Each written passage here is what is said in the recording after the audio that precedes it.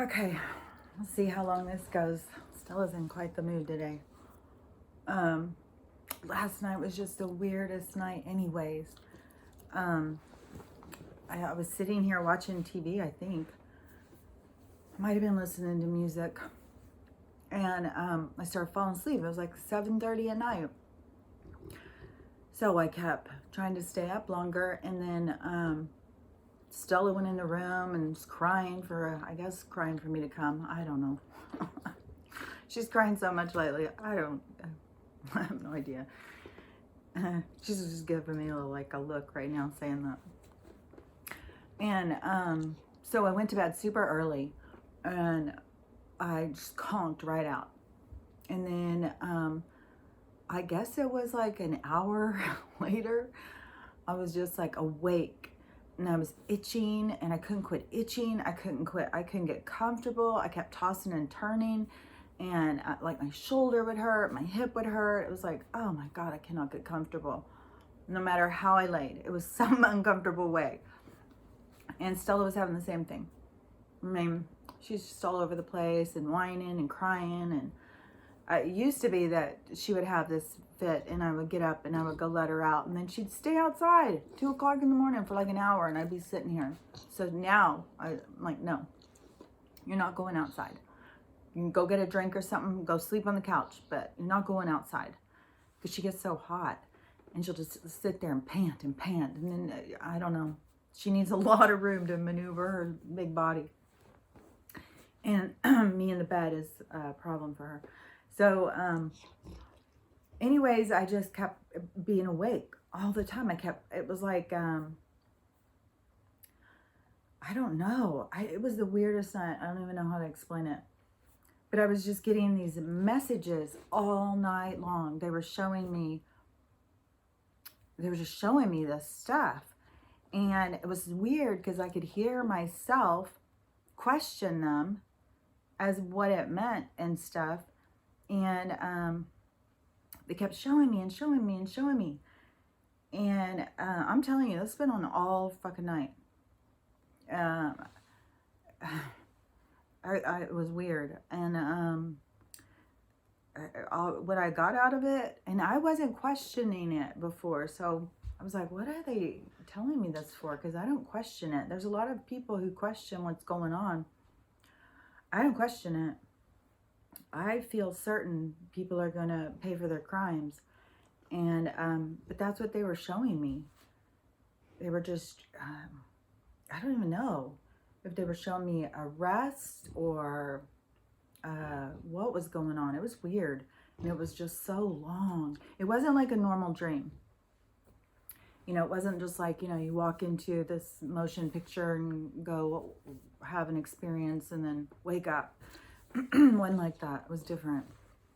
But I've had so many different kinds of dreams now, or different kinds of, I don't even want to call them dreams, different kind of night experiences now since I am more aware of things.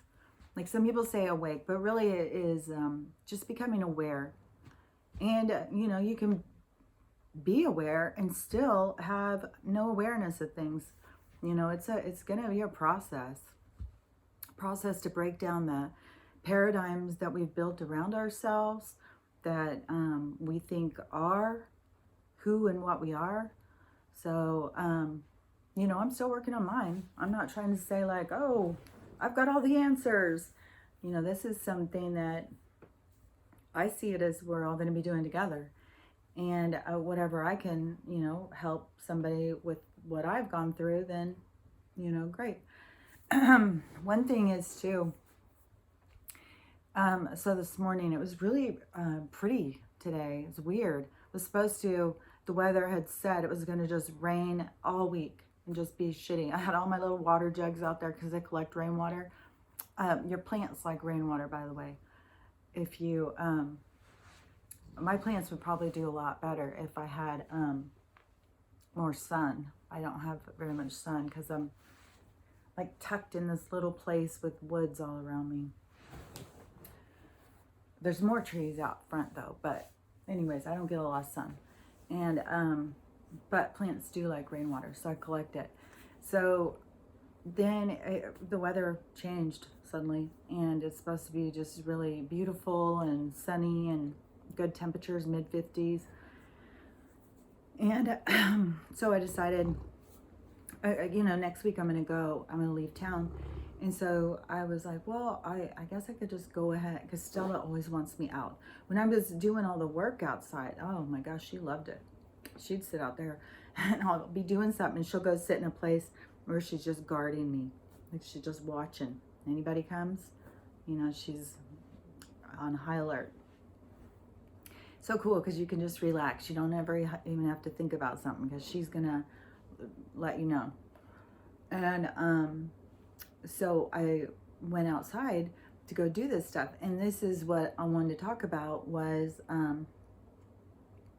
because I've been talking about this issue with over there. And, how easy it is to have that kind of stuff turn into the Hatfields and McCoys. And especially when it just is so odd. Like, doesn't even add up. How,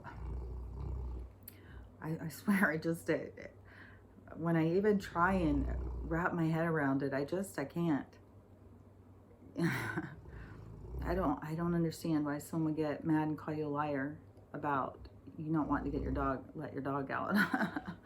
That's dangerous if their gate's open. It's like so mental. But anyway, so it could be super awkward to go out, especially when this person is so against you, thinks so little of you, whatever you want to call it. So I just put on my headphones and turned on some music and went out and had a great time cleaning up and planting in my garden and doing stuff. And so that's the thing that I want to give as an idea. If you're struggling and you feel like, oh, how am I even going to be around this person? Oh, this person's just going to make me so uncomfortable and so awkward. Headphones work really wonders.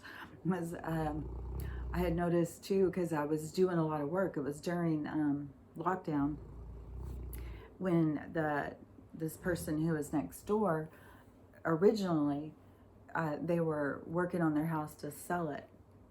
No, at first they were working on it to move in with, I thought it was their wife, but it wasn't, I guess. It was a girlfriend. And, when he called me over, I was friendly. I'll be friendly if somebody is married, because then you feel like, it's a safe person. You can be nice to the guy and he's not going to latch on you. But it's just not always the case.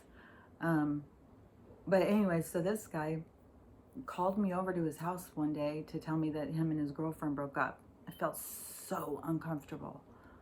Oh my gosh, I felt so uncomfortable. I was just like, oh, okay, well, sorry to hear that, And so then when he kept being there to work on his house, I just kept being outside working in the yard. And I just told you. I just put my headphones in and just go out there and, do my own thing. And even if someone tries to talk to you, you can't hear them. So they can be standing over there yelling at you, waving, but you can't hear them. So, and then people usually see you have headphones in. So, anyways, I think that's a good way. So I just wanted to put that out there. It was really worked well for me.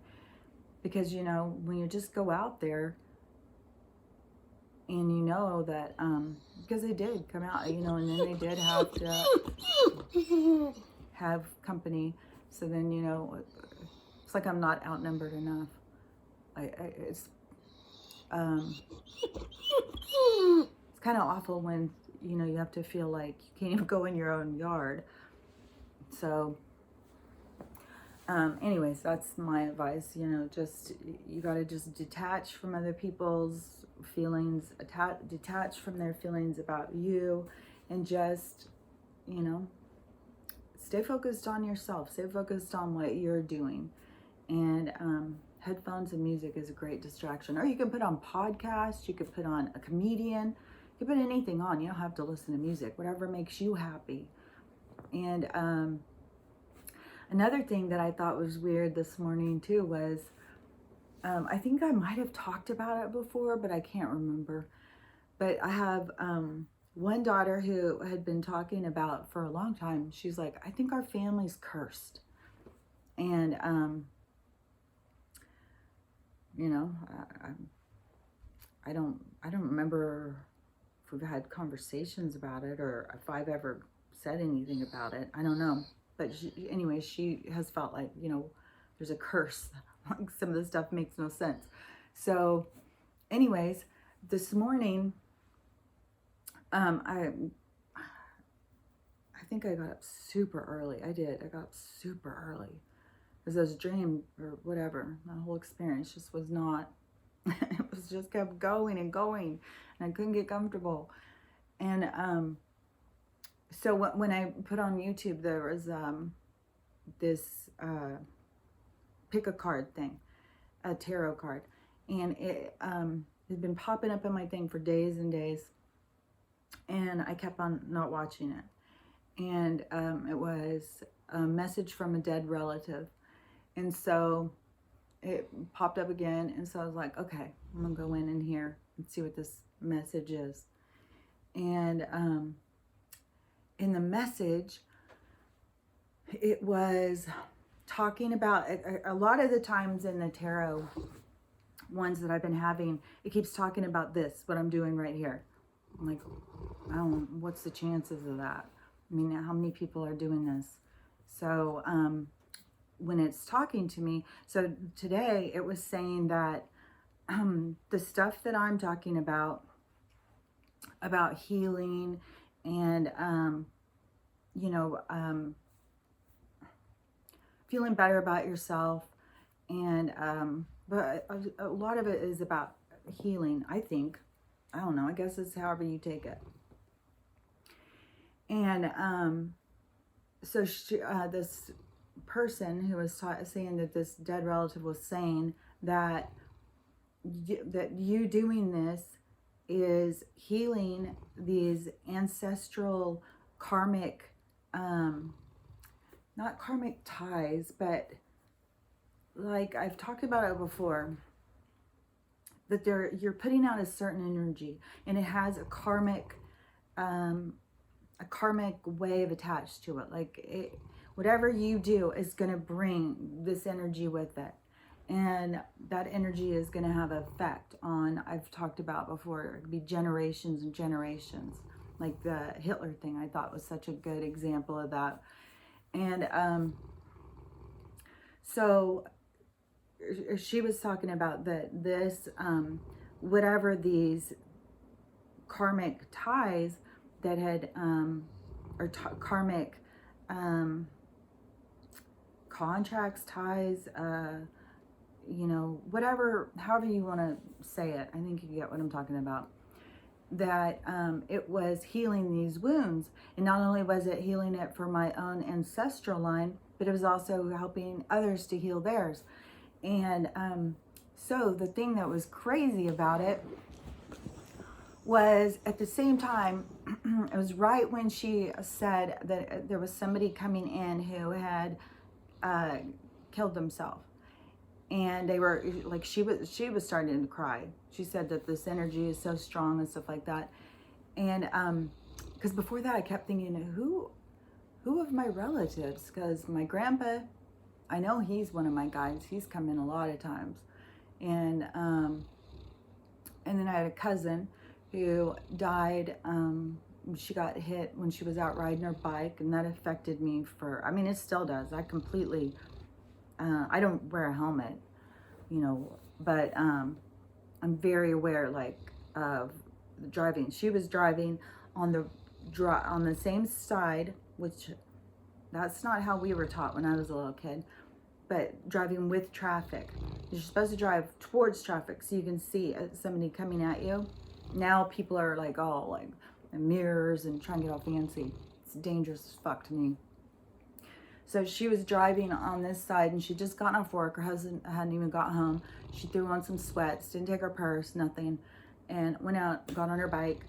And so somebody was coming up behind her, and there was more than one car, and this person just flew out and went around her real quick. Well, this person, who knows what the fuck, they just slammed right into her and killed her instantly.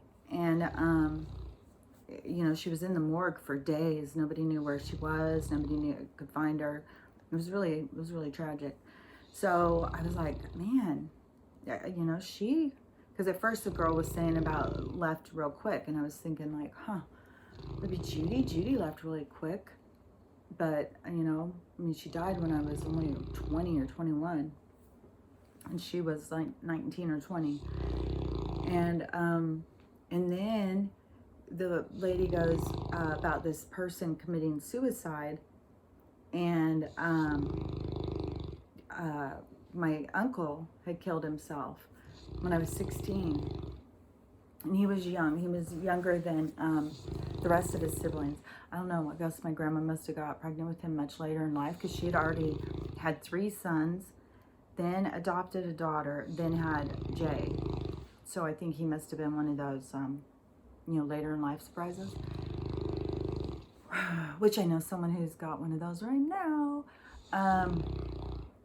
Anyway, so he went to Vietnam, and they said that because of the Agent Orange, it made him go, I don't know, sounds kind of like schizophrenia or something. I'm not sure.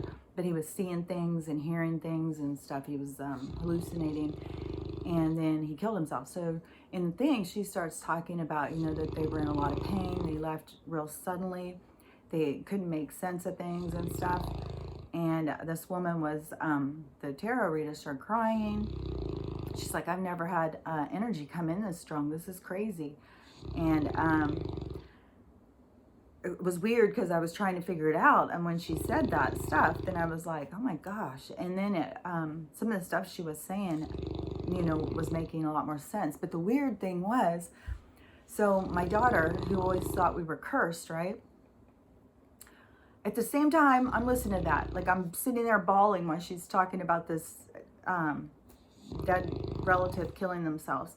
And my daughter texts me, and she goes, oh, you got to watch this show. I just started this show on, I've been watching it all yesterday and today, and it's on HBO.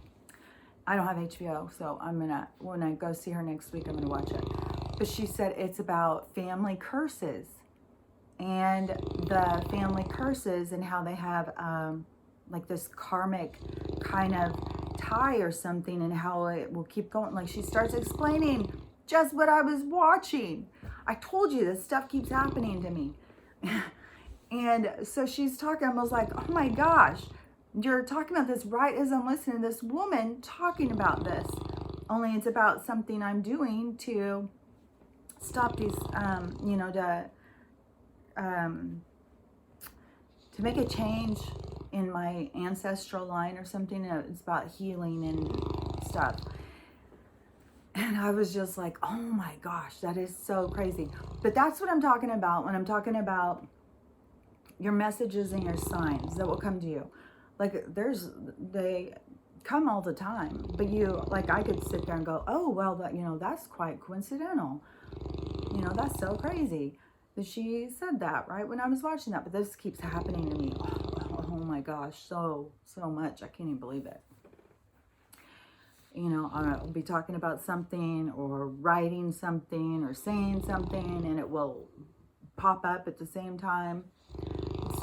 It's so crazy. And lately, every time that there is something, you know, like my phone will flat, you know, when you get notifications and your phone will turn on, like it'll be off, but then it will turn on to notify you of something. And the numbers, every time, there are certain numbers that come up to me that are like communication. It keeps being the same numbers and same numbers. Oh, and another thing that she talked about that really tripped me out was she was saying that this person comes to you, and you'll know because you will see these white flickering or a blue flickering. And I have been getting that for, I think that started started, I was right around the time of my first isolation a couple years ago, and not bad winter. It was that bad winter, my first year of being alone with my brain injury. And I started getting these, and I asked people, like, what, do you get these things? Like, what is this? Like, and all I had ever gotten was it is like your guide. Somebody told me it's chi. I don't even know what chi is. And, but they're like, I don't know how to explain them, but it's like somebody has like got sparkles, and you start seeing all these sparkling things in the sides of your eyes. And I've noticed them, like I could ask a thing or say something and they will like answer. So I don't know what it is, but she said, that, seeing dead relatives like with the sparkles. So I still don't know what it is, but I definitely, God, I'm glad she's asleep. Oh, she's been in such a mood. I gave her a little bit of that CBD just because when she just seems so anxious and so like, she just doesn't even know what to do. She just paces around crying and frustrated. But anyways, so I thought that was quite interesting how that, right when I was listening to that, because it kept popping up, like it really wanted to give me this message, and it kept popping up and popping up for days and days, and I kept being like, I don't think I think they tell me what I need to know. I don't think I need to go watch that. And then I was just so weird, especially what they had said. I've got so many messages about this, doing this taping thing. I was getting messages before I started doing it. I kept getting messages that I needed to write a book, or I needed to get this information out there, whatever this information is. It's stuff about healing and stuff about my own experiences in my own life and sharing them.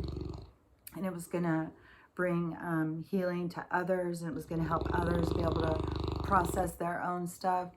So hopefully that's really what's going on. I mean, at this point, I'm still just, I guess building my library. There's a view here and there, but that's why I said that it's like I'm talking to someone in the future, and so it's kind of funny, but I do think that the healing it's for your own state of mind. It's not. I remember when I was married, one of the times, I've been married a few, because I'm still so itchy. It's weird. When I was healing, what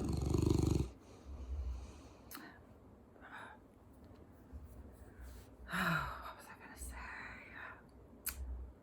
Something about when I was married.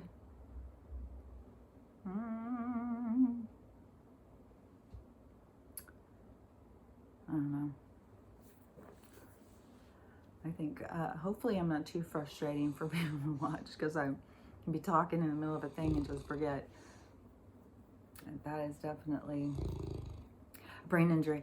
And it's so surprising too, is once I started talking about it to people, I couldn't believe how many people start being like, oh, I have no memory. Oh, I can't remember anything. Oh, I can't remember that. It was like all these people were already suffering from what I was just now suffering from. There was a point where I was like, what the fuck, am I some kind of superhero? Did I have superhuman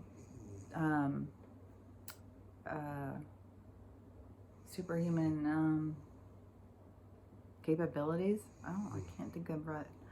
But because I was like, how did I get a brain injury and lose all these things that I used to have, and then people are telling me, well, you know, that's my normal. Like, oh man, rough life. As it's stuff I lost that became clear to me, but man, there's a lot of people, and there sure is a lot of people who like to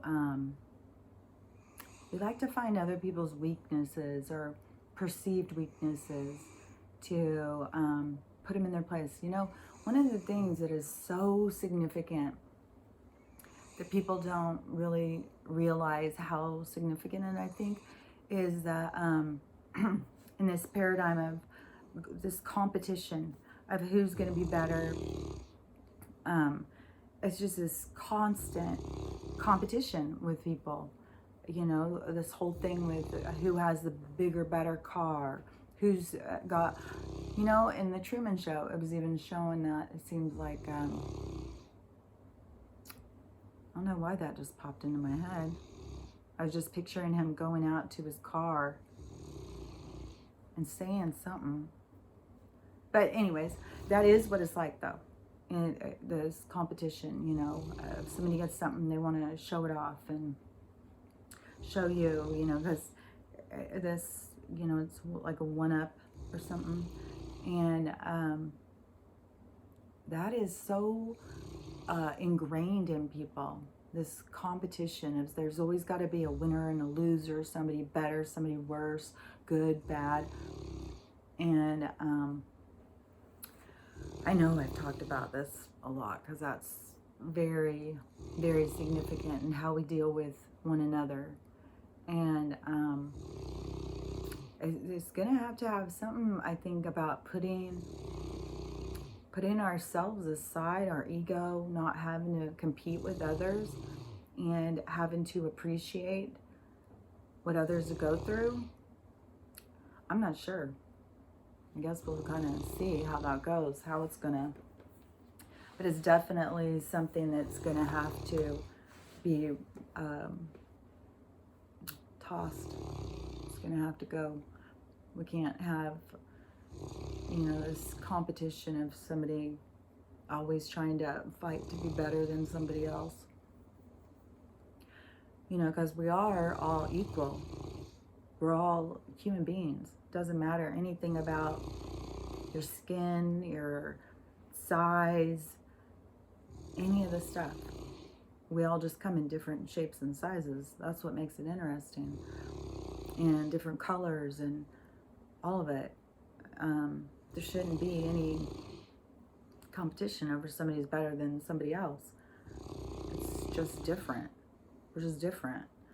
That's the thing. I just that I know I talked about this before, is you know, when I used to tell my kids when they were teenage girls, and, oh, so and so is so pretty, and I'm not pretty. Oh, I'm just ugly. I'm too fat. I'm too this. You know, just beat themselves down.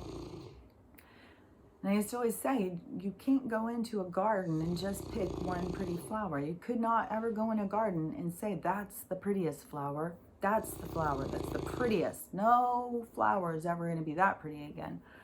And besides the fact that if you sent 20 people into the garden to pick their favorite flower, they're all going to pick a different one. It's so unlikely that everybody's going to go for the same flower. And that's how we need to look at ourselves and each other. We make the garden beautiful, all of us together make it a beautiful garden. And that's where we got to get our heads at, that our differences, our uniqueness, that is what makes us special. We don't have to be like other people. We don't have to please other people. We don't have to, you know, be upset when people don't do what we want them to do. We don't have to feel like we always have to know what's best. We don't have to have other people believe us or follow us or any of the stuff to be valid and to be deserving. You're deserving and valid just because you're born. Just because you're born. That makes you valid and it makes you deserving. And, you know, that's where we got to start. You know, that's where we got to start from, is just realize how important and how perfect we all really are. So that was just kind of a little talk about stuff that's been on my mind. That really did. I thought that was really trippy when I was sitting there talking or listening to this lady explain it exactly and putting it towards what I was doing here. And then my daughter to say that at the same time. And it was the daughter who had told me about the, that she feels like we're in a curse. So she was really interested in the show. But then what it was saying, I'm anxious to watch that show and see if I got the same translation as she did. But I definitely do see karma and healing and redemption and all of that stuff is being very significant of what's going on right now in our evolution as human beings. So it's nice though that she's asleep. Oh, she's so cute. It's crazy. I can sleep through that at night. Okay, have a great day. And, you know, if somebody's bothering you, it can be at work, anywhere. Just, you know, turn them off. You don't have to keep wondering, like, what are they thinking about me? What are they saying about me? What are they saying about these other people to me? What are they, you know, all that stuff. That's their problem. It has nothing to do with you. Once you have recognized that this is not a healthy relationship for you, then let it go. You know, in all the different ways. You know, maybe you'll have some new ones you can share with me. Okay, have a great day.